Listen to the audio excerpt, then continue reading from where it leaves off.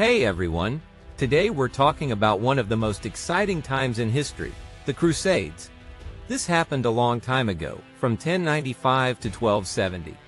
For the first time, almost all of Europe worked together for a common goal. It wasn't just kings and rulers who joined in. Priests, nobles, townsfolk, and even regular farmers all decided to fight for what they believed in. The Crusades were full of action, faith, and change, and they tell us a lot about life in the Middle Ages. The main goal of the Crusades was to take back Palestine, the place where Jesus had lived and died, and make it Christian again. Way back in the 7th century, this land was ruled by the Eastern Roman Empire until the Arabs conquered it. At first, Christians didn't have a big problem with this.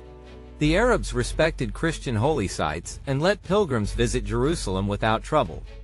But everything changed about 30 years before William the Conqueror took over England. A new group of people appeared in the east, the Turks. They were fierce warriors from Central Asia, related to the old Huns. The Turks defeated the Arabs and took over the region, including lands that the Arabs could never control. Like the Arabs, the Turks were Muslim, but they didn't treat Jews and Christians with the same respect. They were much harsher, and even the strong Eastern Roman Empire, based in Constantinople, was no longer safe from them. The Emperor of the East asked Western leaders for help, warning that the Turks had taken over nearly everything from Jerusalem to the Aegean Sea, and were now threatening Constantinople itself.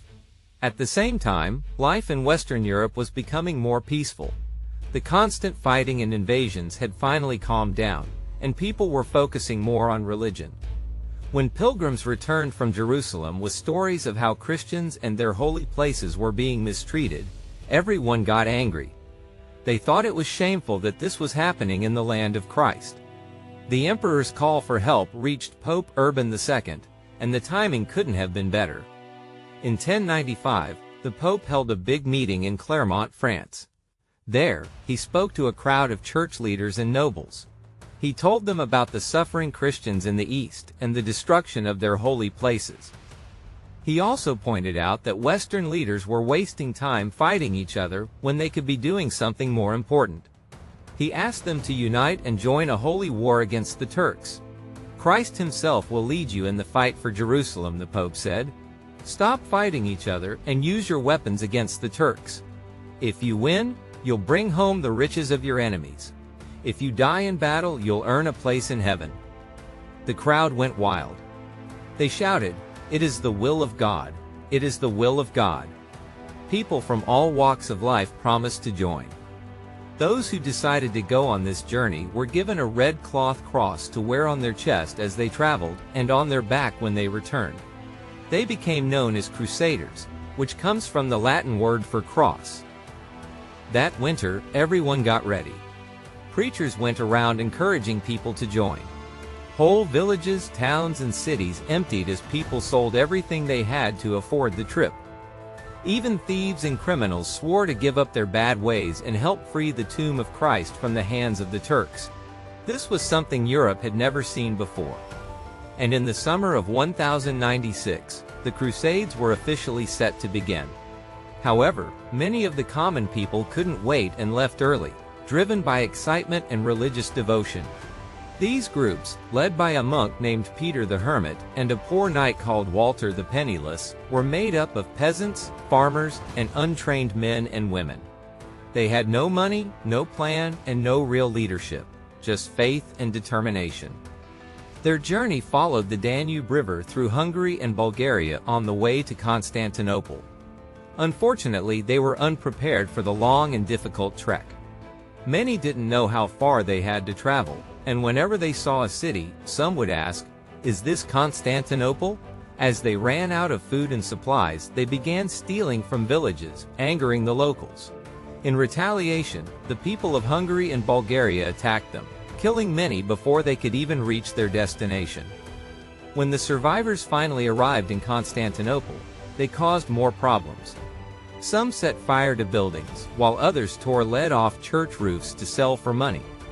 The Byzantine Emperor, Alexios I, was eager to be rid of them. He arranged for the group to cross into Asia Minor, but there they faced the Turks. Without proper weapons or training, Walter and most of his followers were defeated and killed. Their journey ended in disaster, serving as a warning of the challenges ahead. While this chaotic group met their tragic fate, the more organized armies of knights and nobles were still preparing to depart. In southern Italy, Norman leaders were busy fighting local wars when they heard news of the Crusade. A messenger arrived, telling them about the warriors from France who had already begun their journey to Jerusalem.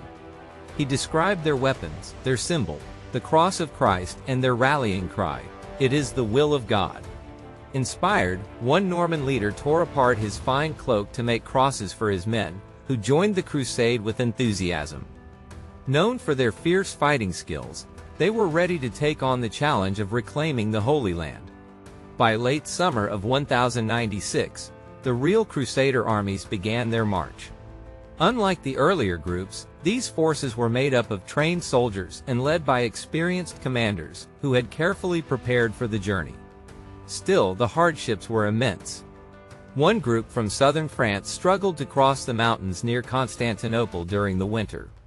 A knight later wrote about how they marched for weeks through thick mists so heavy that they could feel the moisture on their faces and brush it aside with their hands.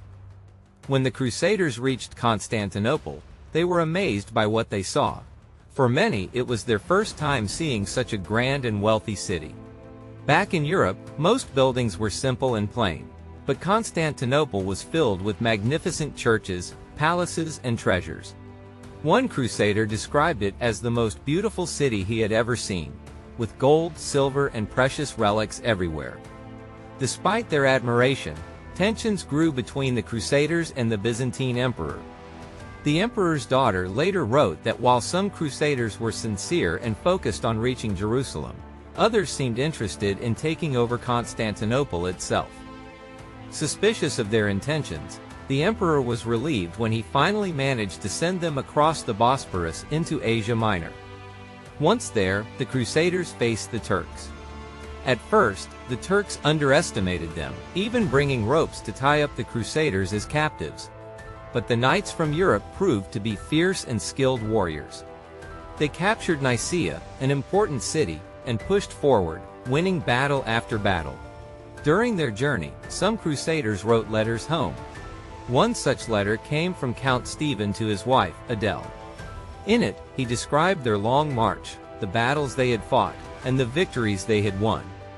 He mentioned the hardships they endured, but also the wealth they had gained along the way. His words reflected the determination and faith that drove the Crusaders, even in the face of unimaginable challenges. And the hardships faced by the Crusaders during their fight for Antioch were nothing short of overwhelming. They battled not just their enemies but also hunger, freezing weather, and heavy rains. Letters sent home described their struggles vividly. Supplies ran out, and many Crusaders lost hope, giving up and returning to Europe. Despite the dwindling numbers, those who stayed were determined to see it through. Then, a priest came forward with a bold claim. He said he had received a vision that the Holy Lance, the weapon that pierced Christ's side, was buried beneath an altar in the city. According to him, finding this lance and carrying it into battle would guarantee their victory. The Crusaders, desperate for hope, believed him. They fasted, prayed, and began digging. When they unearthed the so-called Holy Lance, their spirits lifted. It gave them the courage to keep fighting. Not long after, reinforcements arrived to help Antioch's defenders. The Crusaders, though exhausted and outnumbered, charged into battle. They fought with everything they had, convinced that God was on their side. Accounts from that time describe a fierce fight where the Crusaders killed many of their enemies and carried back severed heads as trophies. This victory renewed their determination, and after months of effort, Antioch finally fell into their hands. It was a hard-won triumph, but it came at a steep cost. Many Crusaders had died, and those who remained were worn down and weak. Despite their victory at Antioch, the Crusaders' mission wasn't over. They still had to reach Jerusalem. The journey south was brutal. The heat was unbearable, and food and water were scarce. Both men and animals suffered terribly. Some Crusaders collapsed near dried-up springs, unable to move or cry for help. Still, they pressed on, guided by their faith and the promises of their priests. One vision claimed that marching barefoot around Jerusalem for 9 days would ensure the city's fall. So, the Crusaders marched, barefoot and praying, as the defenders mocked them from the city walls. When the attack on Jerusalem began, it was relentless. The Crusaders used siege weapons to batter the walls, set buildings on fire with flaming arrows, and climbed ladders to breach the defenses. Once inside, the fighting turned into a massacre. Streets were filled with blood, and bodies lay everywhere. One crusader wrote of the horrors: piles of heads and limbs, cries of the dying, and chaos in every direction. The Crusaders believed this destruction was justified, seeing it as God's will and a fulfillment of their vow to reclaim the Holy Sepulchre. Standing in Jerusalem, the Crusaders felt their mission was complete. They had fought for years to reach this moment, and now the city that held Christ's tomb was under Christian control. But the cost of this victory was staggering. Thousands of lives were lost, cities were left in ruins, and countless families were broken apart. The Crusaders' actions stood in stark contrast to the teachings of Christ, who preached peace and mercy. Yet to them, the end justified the means. The capture of Jerusalem marked the end of the First Crusade, but it left behind difficult questions. How could such violence and suffering align with the faith they claimed to follow? For now, though, the Crusaders celebrated their success, leaving the consequences of their actions for history to judge.